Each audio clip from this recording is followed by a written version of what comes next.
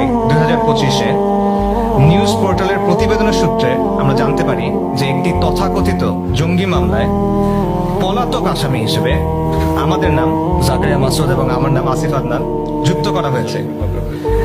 একই সাথে বিশিষ্ট বক্তা এবং আলেম মাওলানা রেজাউল করিম আবরারের নামও সেখানে যুক্ত করা হয়েছে এবং এই মামলাটি দায়ের করেছে অ্যান্টি টেরোরিজম ইউনিট ATU। আমরা প্রকাশ্যে চলাফেরা করছি, সেমিনার করছি, বিভিন্ন সামাজিক কাজ করছি, আর আমাদেরকে বলা হচ্ছে পলাতক আসামি। এই ধরনের অভিযোগ একই সাথে হাস্যকর এবং অত্যন্ত দুঃখজনক। আমরা স্পষ্টভাবে জানাচ্ছি এই অভিযোগ মিথ্যা, ভিত্তিহীন এবং রাজনৈতিক উদ্দেশ্য প্রণোদিত।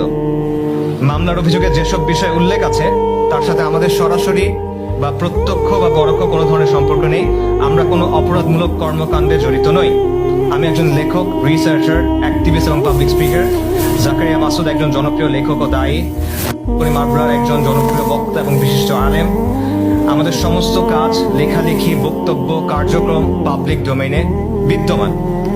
আমরা বিশ্বাস করি উদ্দেশ্য প্রণোদিতভাবে আমাদের নাম এই মামলায় জড়ানো হয়েছে শুধুমাত্র আমাদের ইসলামী আদর্শ এবং চিন্তার কারণে। আমরা বরাবরই দ্বীন ইসলামের স্বার্থ এবং দেশের প্রশ্নে সোচ্চার থেকেছি। দেশি, বিদেশি ও আঞ্চলিক নানা নেফেরিয়াস এজেন্ডার বিরুদ্ধে আমরা কথা বলেছি, সমালোচনা করেছি এবং এই কারণে দেশি, বিদেশি এবং প্রতিবেশী বিভিন্ন গোষ্ঠী আমাদেরকে অপছন্দ করতে পারে এবং এটা একটা ফ্যাক্টর হতে পারে এখানে। এছাড়া আপনারা জানেন বাংলাদেশে বর্তমানে জাতিসংঘের মানবাধিকার বিষয়ক অফিস খোলার প্রক্রিয়া চলছে। এই পদক্ষেপের অনেকেই বিরোধিতা করেছেন, প্রতিবাদ করেছেন, তবে প্রতিবাদের সবচেয়ে বেশি সোচ্চার এবং সক্রিয় অবস্থান ছিল এবং আছে ইসলামপন্থীদের। আমাদেরকে এভাবে মিথ্যা মামলায় অপচেষ্টা হতে পারে যে এটি ইসলামপন্থীদের একটা বার্তা দেওয়ার চেষ্টা।